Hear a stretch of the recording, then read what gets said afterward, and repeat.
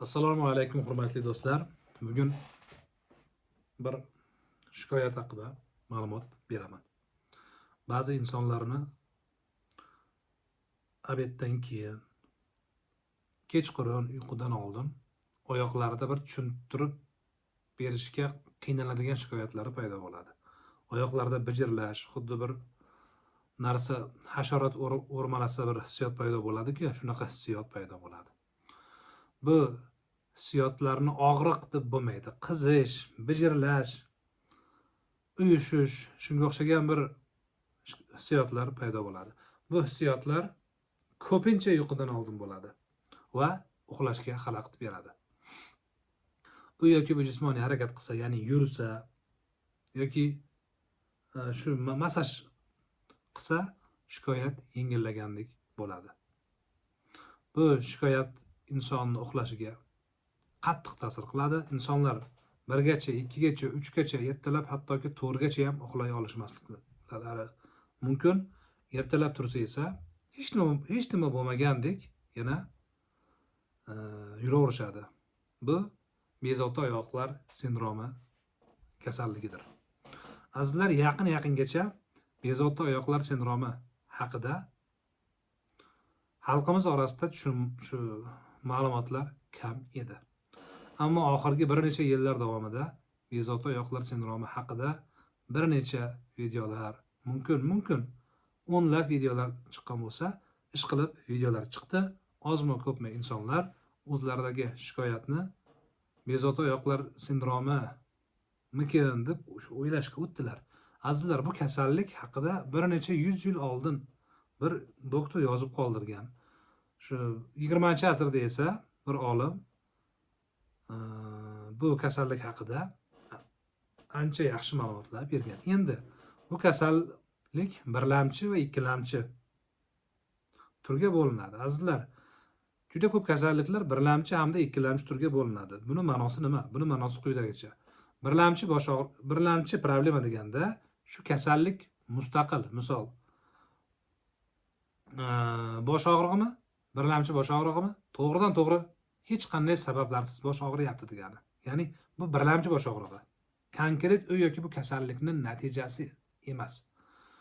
Endi bezovta oyoqlar sindromini ham birlamchi bezovta oyoqlar sindromi turi bor, ikkilamchisi bor.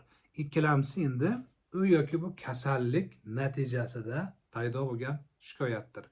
Birlamchisi bu mustaqil. Demak, birlamchi bezovta oyoqlar sindromi vaqtida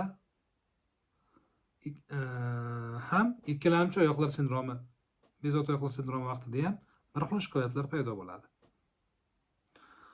Ikkilamchisi vena kasalliklaridan keyin, ba'zi bir dorilarni iste'mol qilgandan keyin, bu dorilarga birinchi o'rinda neyroleptiklar va antidepressantlar kiradi. Undan keyin sigaret polineuropatiyalar natijasida u yoki bu vitamin yetishmasligi natijasida paydo bo'ladi. Demak, bunday holatda biz kasallikni keltirib chiqargan sababi bilan ishlashimiz kerak bo'ladi. Misol qilib aytganda, vena kasalligi natijasida paydo bo'ldimi, biz vena kasalligi bilan ishlashimiz kerak bo'ladi. Endi bu kasallik vaqtida do'stlar, temir moddasini bosh miyaga transporti buziladi. Transporti degani yetkazib berilishi buziladi. Temir normadan ko'p bo'lishi mumkin, lekin temir yetarli bo'lsa ham temir moddasi miyaga yetib borish jarayoni transporti buziladi. Keyin bu dopamin retseptorlari bilan ham bog'liq kasallik. Oyoqdagi shikoyatlar kalla bilan bog'lanyapti. Ko'ryapsizmi?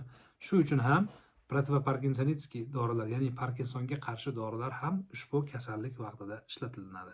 Endi davolash haqida gapiriladigan bo'lsa, gap nihoyatda ko'p. Magniy ich, vitamin ich, qonni ko'paytir, banachka kabi shikoyatlar juda ham ko'p. Endi biz bir boshidan boshlashimiz kerak. Misol, bir bemor keldimi, ko'riladi. Gemoglobin topshirganmi yo'qmi? gemoglobin qilinadi, ferritin analiz topshiriladi, transferin analiz topshiriladi, sivritichni железо bo'lsa kerak, shunga analiz topshiriladi. Norma bo'lsa ko'riladi, gemoglobin qancha, qonni ko'paytirish kerakmi, keyin boshiga Parkinsonga qarshi dorilar bor. Shu ismi nima edi? Pramipixol edi. Mana shu dori ichiladi. Kam dozada bir necha oy davomida ichiladi. Endi azizlar, bu dorilar yengil dorilar emas. Shuning uchun bu dorini bekorga ko'r-ko'rini ichmang. Endi tem boli hozir bu kabi dorilarni retseptsiz berish ham, retseptsiz topib olish ham qiyin bo'lib ketyapti. Bundan tashqari, bu dorilardan tashqari yana bu problemani yengil qilish uchun yoki bartaraf qilish uchun antikonvulsantlar ishlatiladi. Pregabalin yoki tebantin, gabapentin. Bularni ham topish qiyin. Bularni endi retseptsiz olib bo'lmaydi menimcha O'zbekiston territoriyasida. Karbamazepin, shu dorilar ishlatiladi. Lekin azizlar, yuqorida aytdim-ku, yaxshilab kasalni ko'rib olish kerak. Kasal, misol 45 kilolik bir ayolmi, demak bu ayolda qon kam, demak bu ayolda mushak vazni kam bo'lishi mumkin. Mushak vazni kam bo'lgandan keyin mushakda quvvat ham bo'lmaydi. Quvvat bo'lmagandan keyin azizlar, mushakni quvvatsiz bo'lishi bir necha kasalliklarga olib boradi. Tushundingizmi? Qoningiz normal bo'lsa ham qonni zapaslarini ko'rish kerak bo'ladi. Turli xil gimnastikalar, turli xil massajlar kerak bo'ladi.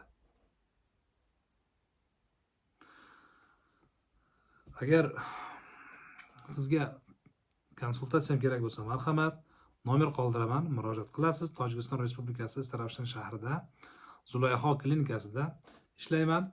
Murojaat qilishlaring mumkin. Rahmat.